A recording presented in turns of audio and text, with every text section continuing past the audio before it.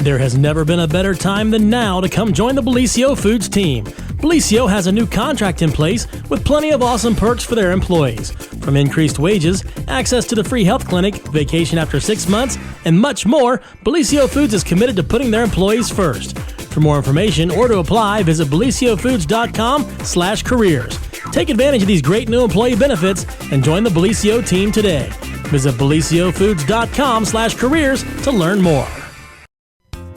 We at Orange Crush have many things to be thankful for, including everyone who makes Orange Crush a part of their day.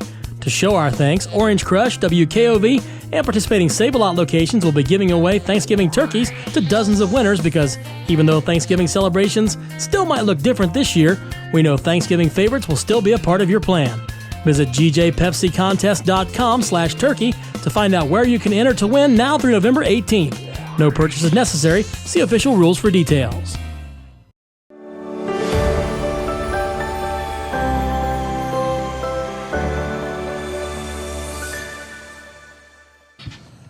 Well, good morning, everyone, and welcome to a day after the election edition of the morning show right here on the new Main Street TV. Of course, Jennifer here with our good friends from Wellston, and the crowd goes wild. Yay. Yeah. So if people don't know who you are, I find that hard to believe, but introduce yourselves just in case.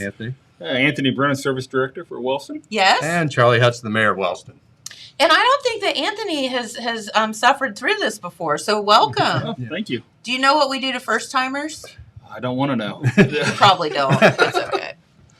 We will not talk about balls, I promise. Okay, perfect. Yeah, perfect. We're good. All right. All right. So, so you all are here today, day after the election, but it just kind of happened this way. We're not really going to talk about election with you guys, unless you want to. Just touch on a little bit of what changes in city council.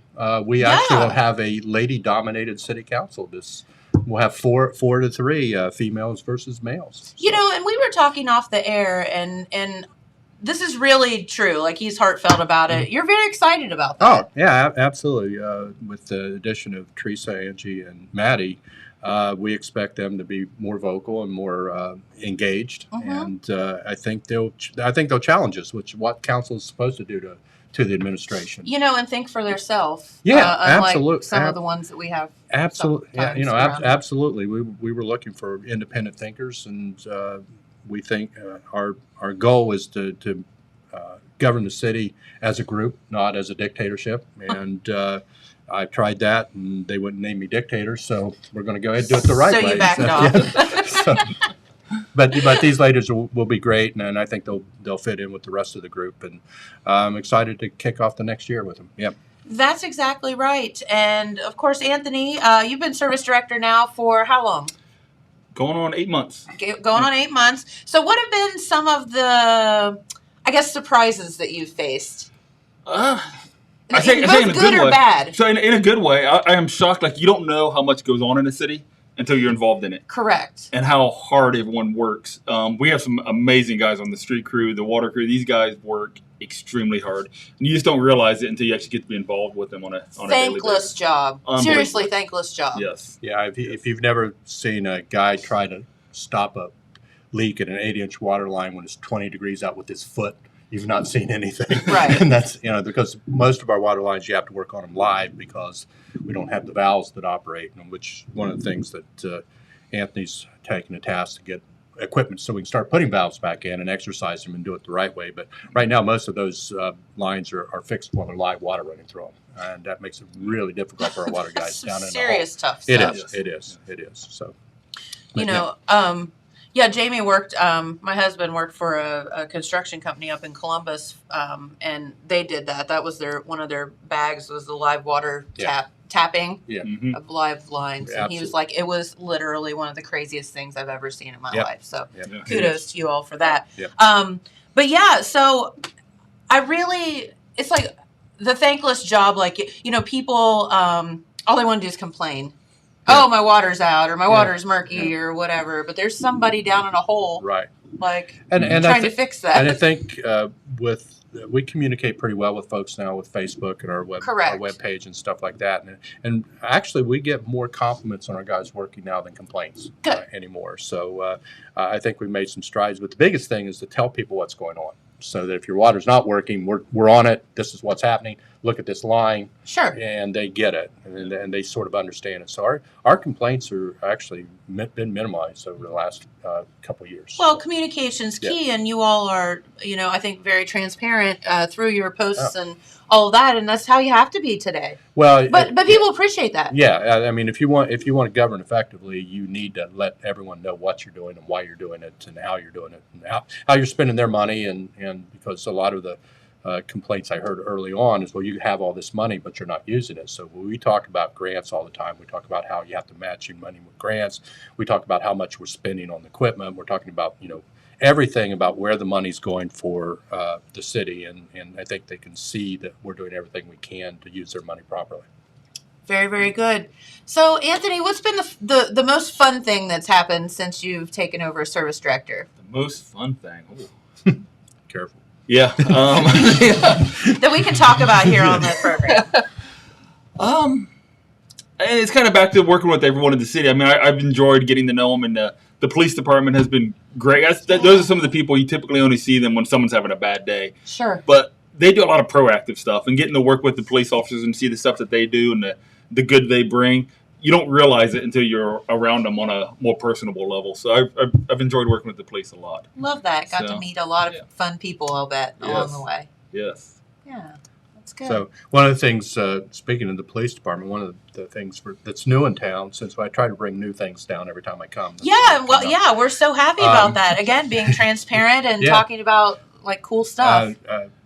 Officer J, because I can't pronounce his last name, and he's our school resource officer. And Chief Robinson brought an idea to us a few weeks ago about a new program that's going on in Ohio, and it's a therapy dog for schools. I love this. We have our canine drug dog, but this is a dog that will be assigned to Officer J.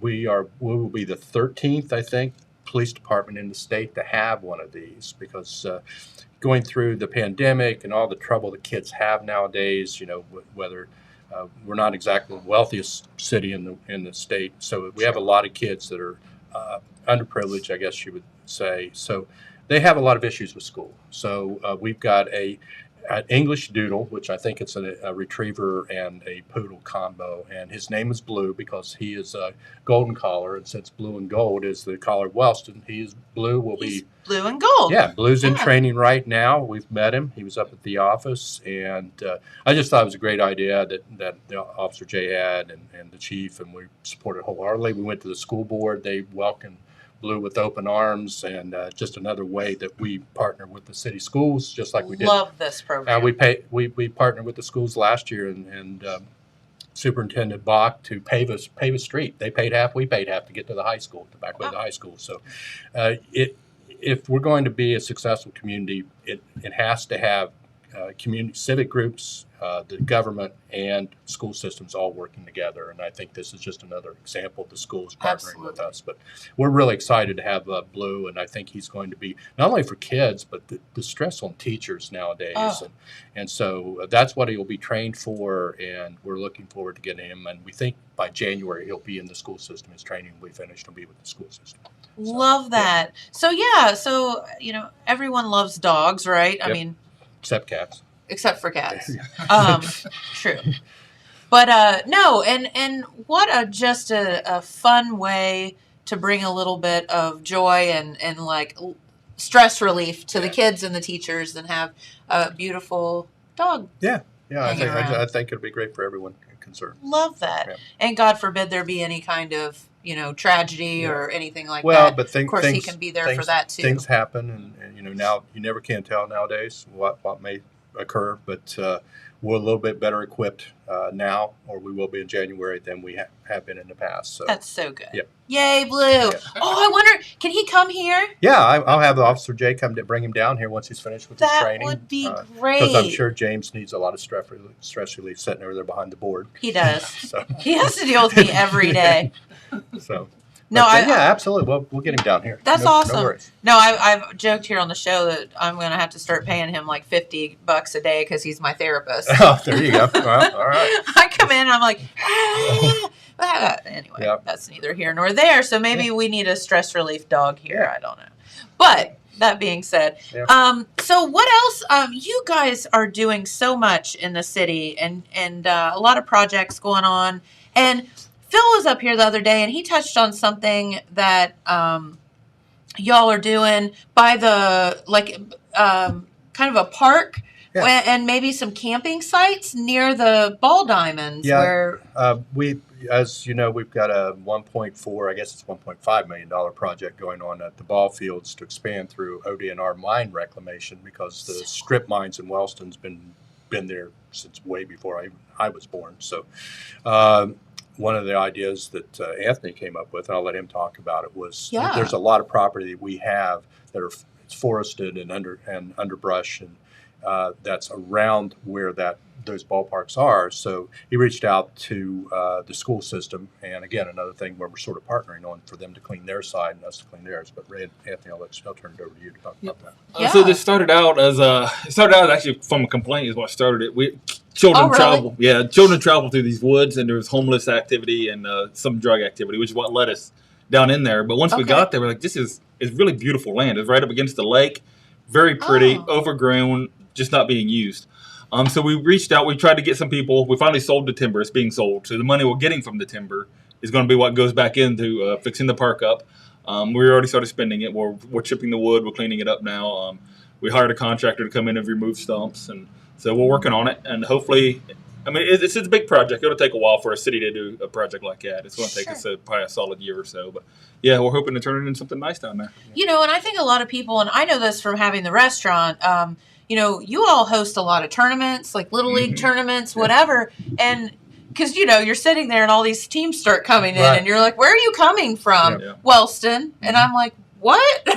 Cool. Yeah. So, but that gives families an opportunity to not have to drive home that night. Maybe they can bring their campers and hang out. And then that's great for economic development because they're, you know, going to stores and restaurants and, you know, whatever. Well, that's one of the things that the grant was for mine reclamation, but it's also for economic development. We'll have four full-size fields under the lights, a new soccer field that's soccer field getting lights? Not right. It's not, but it is regulation size. It's full-size regulation size. That's so cool. So expanded parking, and it would connect to the high school through a paved trail through the woods. So the high school campus and their ball fields will be connected to the rec leagues.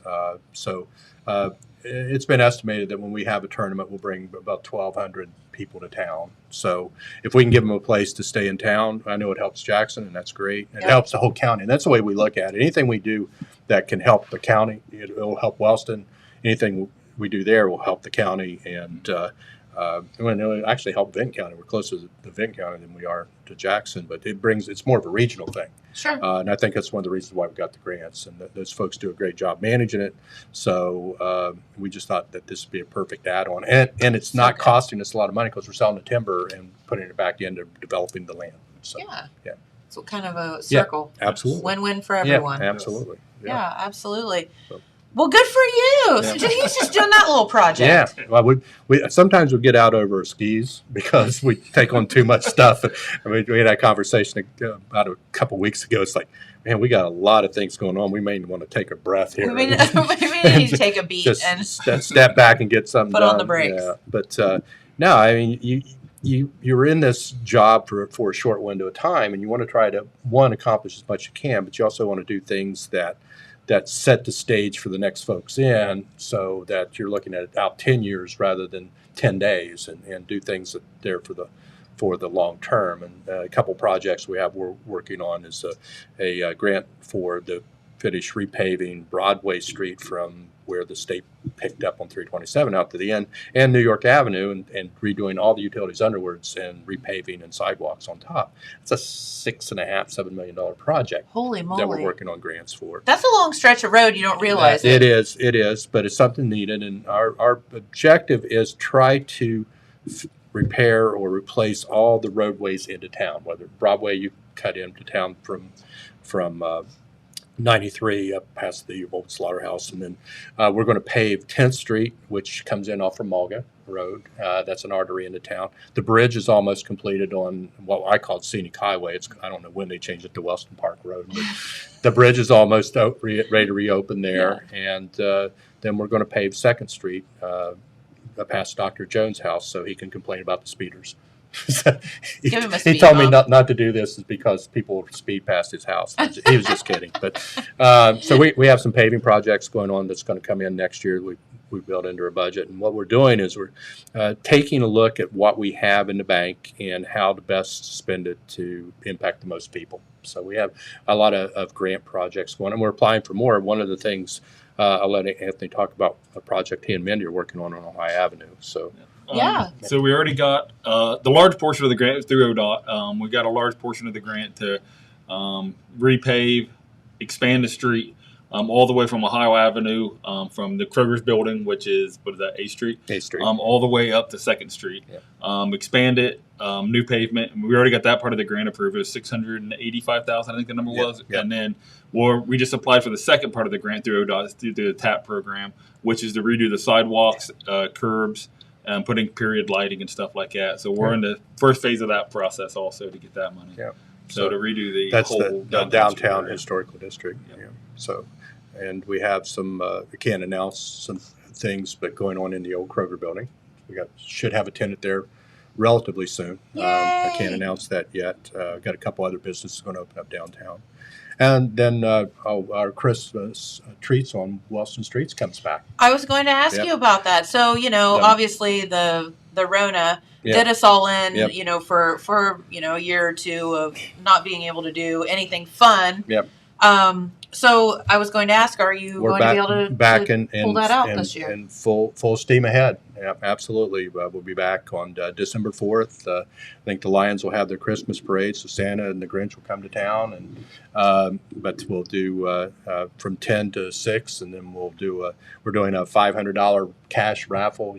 All you have to do is show up and sign a ticket and stick it in every business that's open, and we'll hand that out right before the Christmas tree lighting. And Commissioner Hensler is going to come up and sing some carols off the front porch of the city building. But that's so cool. All the stores will be open, and different stores will be doing different things. Hot chocolate, cookies. We have carolers on the streets, and then we have it's Christmas bazaar in the Old Eagles building will be set up for vendors and wreath and tree sales and stuff like that. So it's one of Main Street's biggest fundraisers, so that we can pay for the fireworks the following year. So that's how we raise money to do it. But it all goes in a circle. December 4th, yeah, and the Lions Club's parade fits right in with it. So Santa Claus comes to town, sits up on at the city building all afternoon, and so the kids can come up and see him. And so it should be good. December 4th, it should be a fun time. All right. Well, you can come back and remind people about that if you don't mind. Maybe I'll send the Grinch back. Or maybe send the Grinch. Yeah. I don't know if he's smelly, I heard.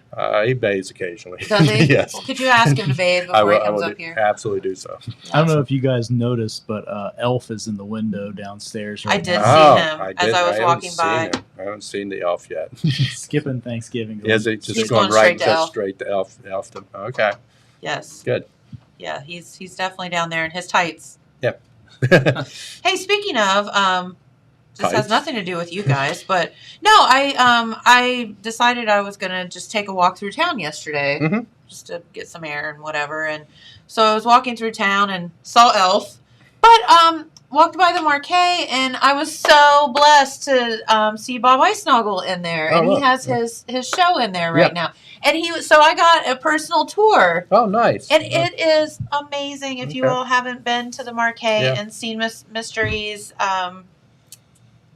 show, he has like 60, 70 pieces in it. And it's just like all throughout. So like you can tell like this was one phase and this was another phase. And he has everything from pottery to the scratch board to whatever. Yeah. So anyway, if you're walking by and happen to see that, please stop in the Marquee. Cool. Hey, speaking of the Marquee, just to remind everybody that the Christmas Carol play is this weekend. The 5th, 6th, and 7th. So on the 5th and 6th, it's at 7 o'clock, and on the 7th, it's at 2 o'clock. Tickets are $15.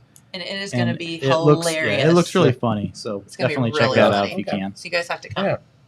But anyway. we digress. No, that's right. So, all right. So definitely the Christmas stuff going on. Christmas Now, trees. Yep. are you doing the tree thing again around the park? Yeah, the Hilco. I don't know if they're society or committee. I keep getting confused, but it's the same people. The Hilco folks are doing the Christmas trees. I think they do the Saturday before Christmas trees. I think they'll do their lightings. I know they're going to announce the decorating soon. It's going to you can go on their Facebook page and you can buy your tree. I think they still have a few available. You can pay for it right there, and then you go decorate it, and it really lights up the park, and it's really beautiful things that they do. They've done a really nice job with that. And gorgeous. And that leads to another thing. We received a $200,000 capital grant to work on that park again and actually make it. We had one a couple of years ago. We got another one to actually take it to the next level. We're looking at replacing our gazebo with more of a grandstand type gazebo venue where you can do both, so you can have bands. So every time we have a festival, we have to bring in a bandstand, and so if we can build one that fits into that like gazebo, a little amphitheater thing. Yeah, so we've got that, and those will be kicking off probably after the first of the year. So we have some money to spend down there, and we'll just expand the trees and just try to make that park more of a gathering place for everybody. So, love that. And you all are fortunate enough to have this beautiful park right next to the depot, which is mind-blowing. It's so cool. And also, if you haven't been to Wellston in a while, this is the perfect time of the year too. I would encourage you to just get there, walk around the downtown, see the businesses, see the park, see the depot, and then pick up a cat and bring it home. That's not what I was going to say, but you totally could. We've got those in Jackson. Yeah, we have those too. We don't need any more. But get out to the lake. Oh yeah, Lake Allen's beautiful this time. There is a walking path all the way from in town all the way out to the lake. You can do that, or you can drive out to the lake and walk around the lake. I have an idea. Okay. I think we should bring the amusement park, back to the island. Back to the island. Well, rumor has it that reverts back to the city of Wellston somewhere in the 2030s, because it's owned by Wellston and leased to the state, like a 99-year lease that expires next decade. I'm just saying. Amusement park at Lake Allen. That sounds like they had an amphitheater and an amusement park. It was a big deal. It was a big deal. Yeah, they actually had passenger car trains that ran out there. Correct. It's really a cool place, and really beautiful now with the leaves changing and everything. If you get a chance to run out through there, and the bike path does go from the depot all the way to the lake and back. When we're trying to expand that too. One of the things that I've talked with a couple of county commissioners in Vinton County is that why can't we just go ahead and take that bike path up to Zaleski from Lake Allen? That'd be awesome. I've had conversations with Mayor Evans down here about bringing the bike path from Wellston to Jackson too. That would be really because fantastic. People are big into that stuff. Well, it's like, not me. I'm old and I don't care about physical fitness, but a lot of people do. But no, it was like yesterday. It was cold, and people were like, "What are you doing?" I'm like, you know what? I'm just going to put on a jacket and I'm going to walk around town. It's the best time. And it was fantastic. Yeah. It was just, I felt so good when I got home. I got to, I ran into the Marquet. It was just like, I saw a few things. I stopped and talked to some people out on the street. Like, it was just great. Well, cold weather is the best time to walk. I mean, no one likes to walk when it's 100 so degrees pretty. and 100% humidity, but the cold air invigorates you and gets your blood pumping. So it's the best time of year to get out and exercise and walk around and look at things. So, absolutely. And in the city of Wellston, you all have so many gifts for people to appreciate. Yeah, we're trying. We're getting better. That's we just try to continuously improve and do things that will help not only our generation but the ones coming up behind us. Well, I'm just going to tell you, the day-to-day operations of a city for you two are a challenge, let alone all of the projects that you have gotten into. So thank you. You're welcome. I really don't do anything anymore. That's what I heard. Yeah. So probably from Mindy. We're trying. That's all you can ask people to do is try, and I think we have a pretty good group of folks working for us, not in the office, on council, and out in the field. So and a lot of support from the community. You get a lot of support from the community. Like people care. Yeah. And it's nice because sometimes things get stagnant and people just kind of become aloof to. You can tell you've done a everything. good job. I went to the Wellston Senior Citizen Center has a lot of folks. So when they show up for that Thursday lunch, and there must be 30 or 40 people there, and you pretty much have a gauge of how well you're doing by how you're treated when you show up. And Yeah, because they're going to speak their mind. when they asked me to sit down and have lunch, I figured I'm doing okay. So, so we have fun there. So, but I think we're doing okay. So. Well, is there anything else you would like to tell our viewers about? You guys are so busy. I really would like people to come and pick up a cat and take it home. Be great. might be my next year's theme. Well, just send old Blue out to get him. Yeah.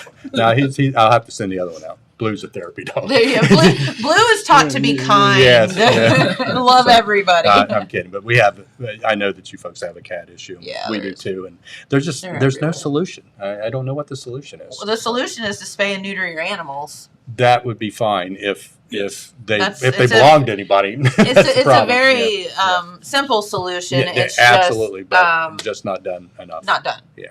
So okay, we're all right. Well, it's always a pleasure. Well, boys, you come back and see us anytime. We will. If we have something to talk about, we'll come back.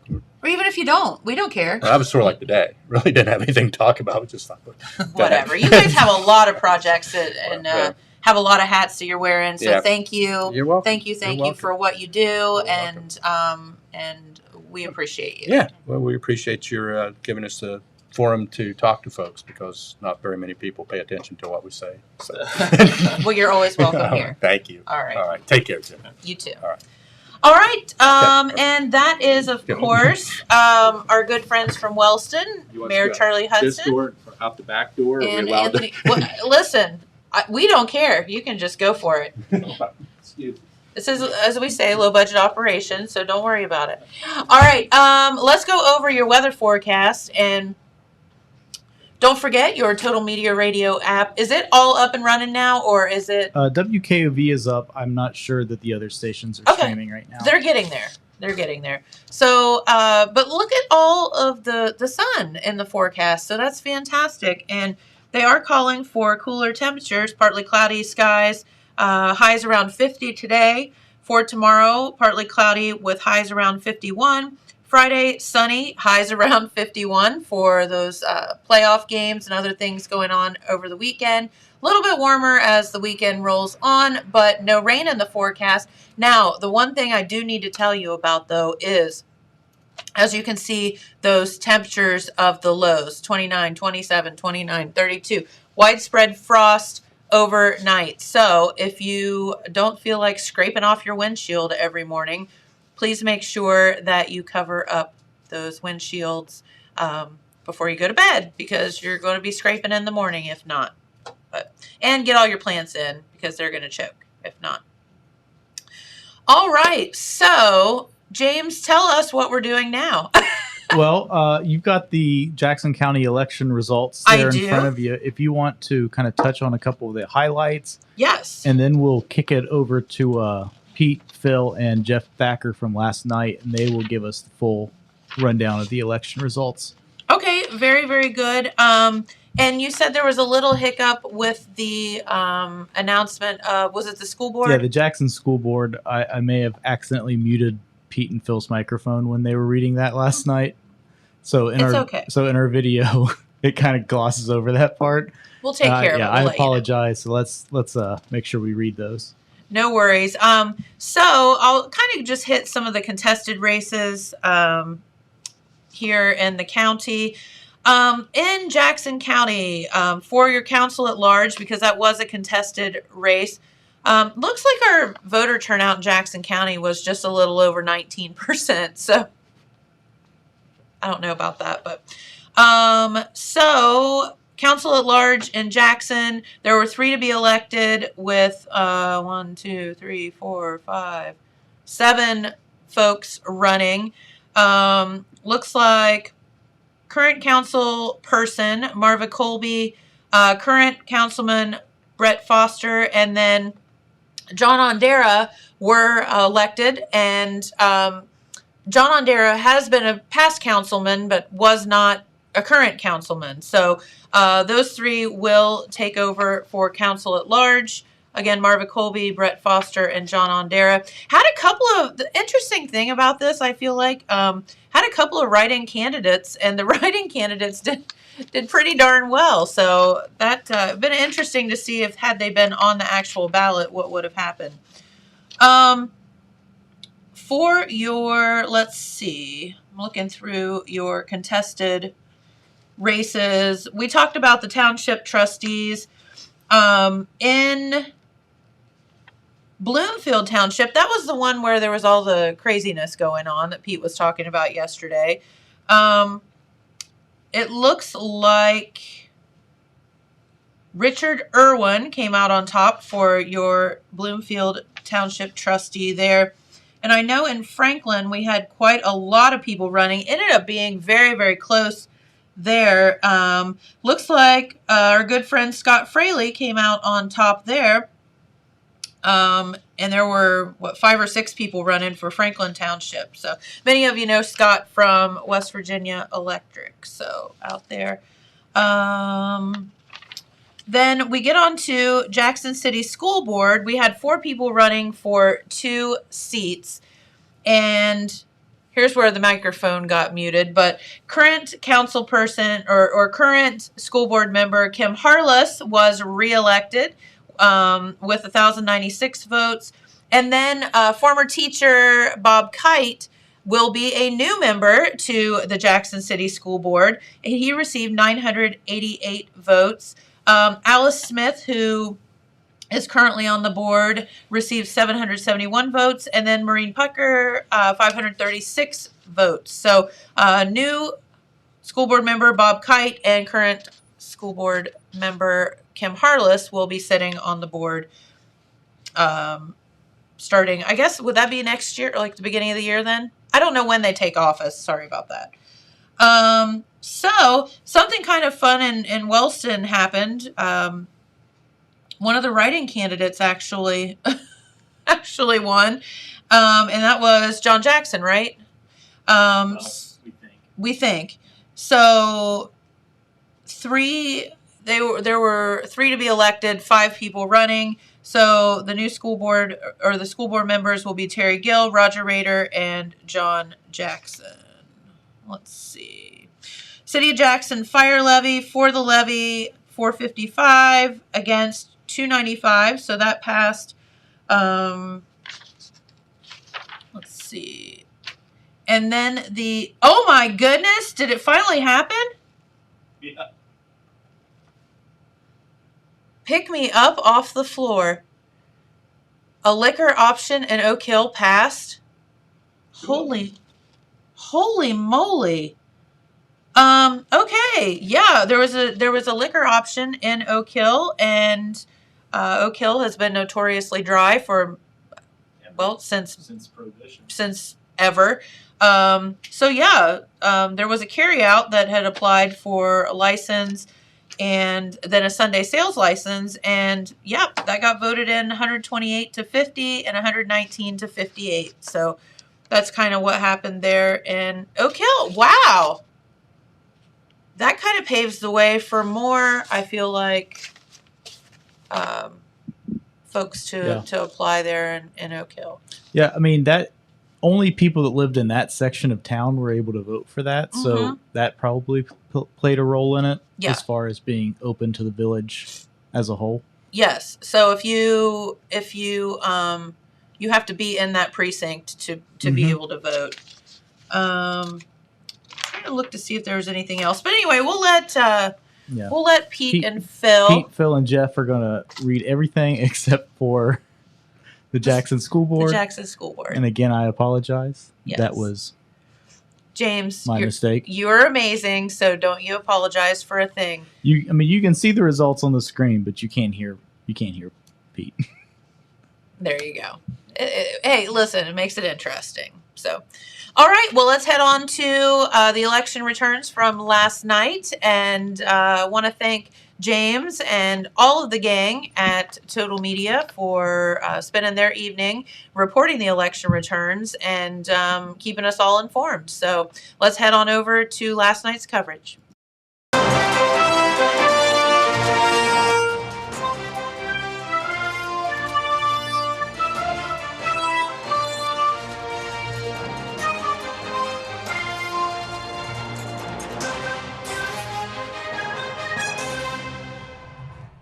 All right, back here in the WKOV studio, and we have some very good news to report. If you just want to know how it all ended in Jackson County, we have got the final unofficial results thanks to the Jackson County Board of Elections and everybody over there who did the work and got these results to us. These are the final unofficial results, and we're going to go first, of course, to the contested races where there, of course, is the most interest. In the city of Jackson, for at-large council, remember 7 people running for 3 spots, and there was a little bit of change from the last time when we reported. The new at-large councilmen, for the new terms at least, are John Ondera, 416 votes. He leads the way. In second place with 343 votes is incumbent Brett Foster, a Republican. And taking the all-important third spot is incumbent Republican Marva Colby with 251 votes. It was very close to that third position, but at least unofficially, Marva Colby has retained her seat. Right behind her, with 233 votes, were Barbie Britton McCathern, an independent candidate, and one of the write-in candidates with 233 votes. You remember the first time around when we did just the early and in-person voting and the absentee voting, that write-in candidate was actually in third place. But he ended up in 5th place. Once again, that write-in candidate is either Ron Queen or David Cribben. In the 6th spot was Dan Call with 216 votes, close behind the two with 233 votes. And then the second write-in candidate had 30 votes. So once again, the 3 persons elected to at-large council, at least unofficially, John Ondera, Brett Foster, and Marva Colby. All right, and we'll go to school board now for the Jackson City Board of Education. 4 people